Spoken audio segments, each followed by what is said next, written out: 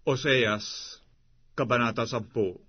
Ang Israel ay isang mayabong na baging na nagbunga ayon sa karamihan ng kanyang bunga. Kanyang pinarami ang kanyang mga dambana ayon sa kabutihan ng kanyang lupain. Ay nagsigawa sila ng mga mainam na haligi.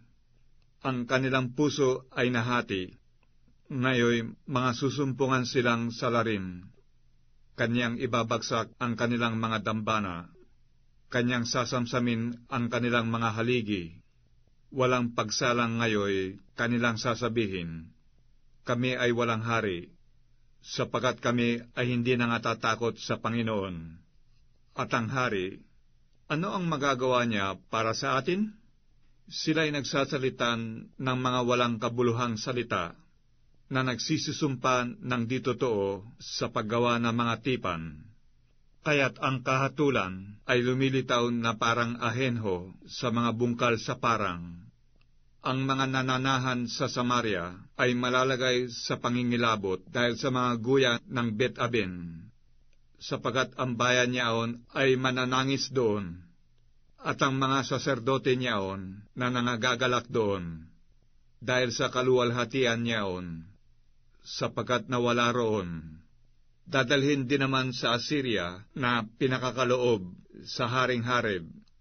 Ang Ephraim ay tatanggap ng kahihiyan, at ang Israel ay mapapahiya sa kanyang sariling payo.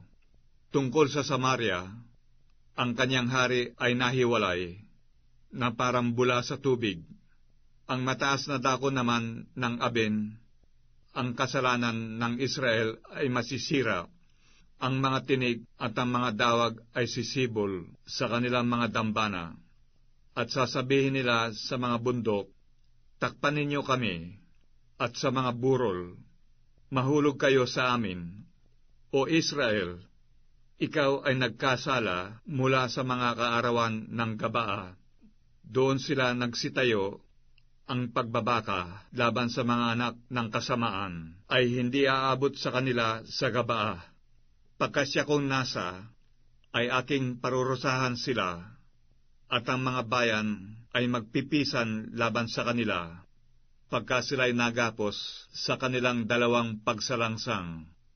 At ang Ephraim ay isang dumalagang baka na tinuturuan, na maibigin sa pag-iik ng trigo, ngunit aking pinararaan ang pamatok sa kanyang magandang leeg. Ako'y maglalagay ng isang mananakay sa Ephraim.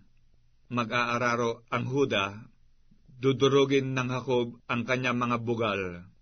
Mangaghasik kayo sa inyong sarili sa katwiran. Magsigapas kayo ayon sa kaawaan.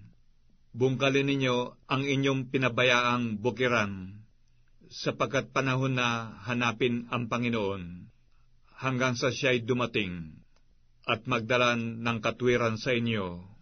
Kayo'y nangaghasik ng kasamaan, kayo'y nagsianin ng kasalanan, kayo'y nagsikain ng bungan ng kabulaanan, sapagkat ikaw ay tumiwala sa iyong lakad, sa karamihan ng inyong makapangyarihang lalaki. Kaya't babangon ang isang kagulo sa inyong mga bayan, at lahat ng inyong mga katibayan ay magigiba, na gaya ni Salman na gumiba sa Bet-arbel sa kaarawan ng pagbabaka. Ang ina ay pinagluray-luray na kasama ng kanyang mga anak. Gayon ang gagawin ng Betel sa inyo dahil sa inyong malaking kasamaan.